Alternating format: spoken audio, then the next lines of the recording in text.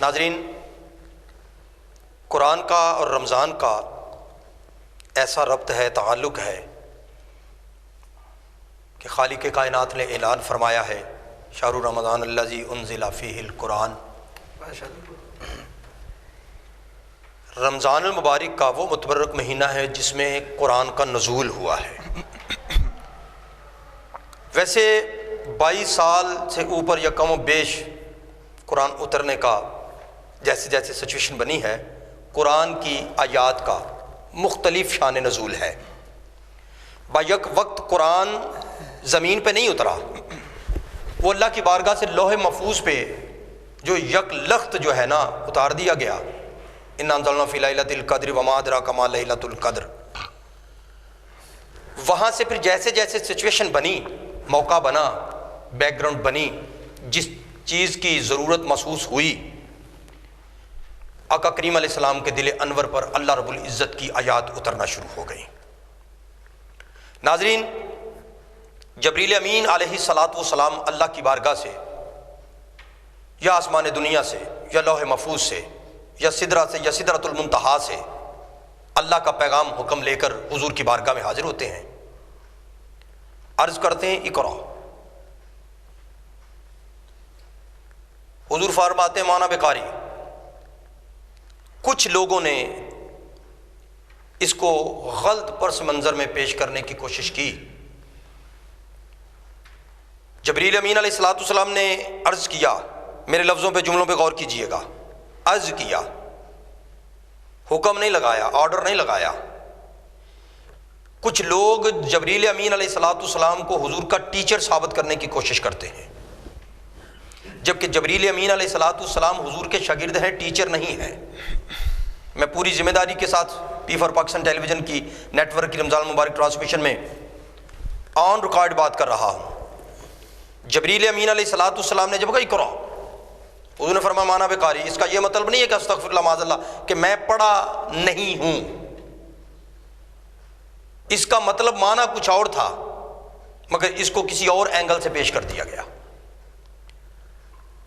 جب تیسری مرتبہ جبریل نے، ناظرین دیکھ کے کہیے گا، یوں ہاتھ باندھے ہوں گے نا تو عرض کی ہوگی حضور پڑھیے، کیونکہ آپ پڑھیں گے تو مجھے سمجھ آئے گی۔ شاگرد کو جب ٹیچر پڑھ کے سمجھاتا ہے، لکھ کے سمجھاتا ہے، پھر اسے ذرا جلدی سمجھ آ جاتی ہے۔ اور پھر ناظرین جبریل امین علیہ السلام نے صرف اتنا پڑھا تھا، اقرا، حضور پڑھیے۔ میں نے قاری صاحب سے کہا تھا قاری صاحب قرآن پڑھیے آغاز میں، تو اس کا یہ مطلب نہیں ہے کہ میں انہیں سکھا رہا ہوں۔ تو حضور بلا تشبیہ و بلا مثال، کوئی مثل و مثال تشبیہ نہیں ہے۔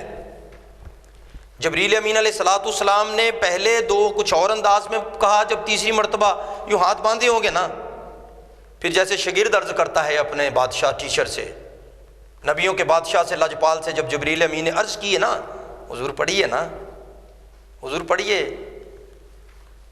پڑھیے، میں بھی آگے پڑھنا چاہتا ہوں، میں آپ سے پڑھنا چاہتا ہوں، آپ سے سیکھنا چاہتا ہوں۔ محدثین لکھتے ہیں پھر آگے صرف اقرا نہیں پڑھا، حضور نے آیات تلاوت فرمانا شروع کر دی۔ اور ناظرین بارہا ایسا بھی ہوا ہے، آج تک کسی نے بھی حروف مقطعات جو ہیں الف لام میم، اس کا ترجمہ کسی مترجم نے نہیں کیا۔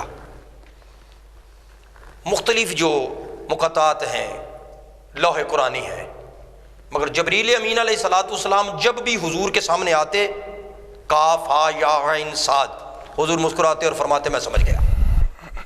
یعنی اس کا مطلب ہے حضور کو اس کے معنی و مطالب اور اس کی ٹرانسلیٹ اور اس کے پیچھے کا جو پس منظر ہے وہ سب کچھ حضور کے علم میں ہے، اور اسی پہ قرآن کی دلیل ہے۔ خالق کائنات فرماتے ہیں ما کان وما یکون، ہم نے اپنے محمد کو تمام قسم کے علوم عنایت فرما دیے۔ اور سورہ حشر 28واں پارہ، اس کی جو آخری آیات ہے نا، اس میں اعلان ہے کہ یہ قرآن اگر پہاڑوں پہ نازل کرتے نا، لو انزلنا ھذا القرآن علی جبل لرأیتہ خاشعا متصدعا من خشیۃ اللہ، اگر اسے پہاڑوں پہ نازل کرتے تو قرآن کی ہیبت اتنی ہے وہ ریزہ ریزہ ہو جاتے۔ میں پچھلے یا اس سے پچھلے ایپیسوڈ میں یہ بات کر چکا ہوں، پہاڑوں کے وزن کا آج تک کوئی اعلیٰ کوئی سائنسدان ایجاد نہیں کر سکا، یہ صرف حضور جانتے ہیں۔ احد پہاڑ کے متعلق آقا علیہ السلام فرما دیں کہ اللہ کے ہاں ایک قرات کا جو وزن ہے نا وہ احد پہاڑ جتنا ہے، یعنی حضور کو پتہ ہے احد پہاڑ کا وزن کتنا ہے اور قرات کا کتنا ہے۔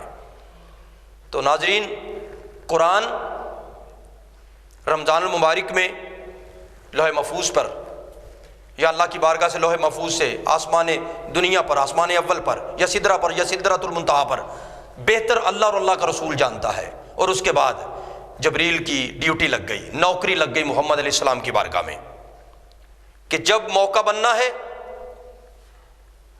تو جبریل حکم رب جلیل تم نے یہ آیت لے جانی ہے، اور 22 یا اس سے کم و بیش سال کا عرصہ لگا اور قرآن مصطفیٰ کریم علیہ الصلوۃ والسلام کے دل انور پر خالق کائنات نے اتار دیا۔ اور آج مسلم قوم کا بچہ بچہ اسے پڑھ رہا ہے، کاش کے پڑھنے کے ساتھ اسے سمجھتے بھی۔ صرف مردوں کے پاس پڑھنے کے لیے قرآن نہیں ہے، سمجھنے کے لیے ہے۔ انشاءاللہ یہ 1-2 ایپیسوڈ میں اسی پہ انشاءاللہ بات چلتی رہے گی۔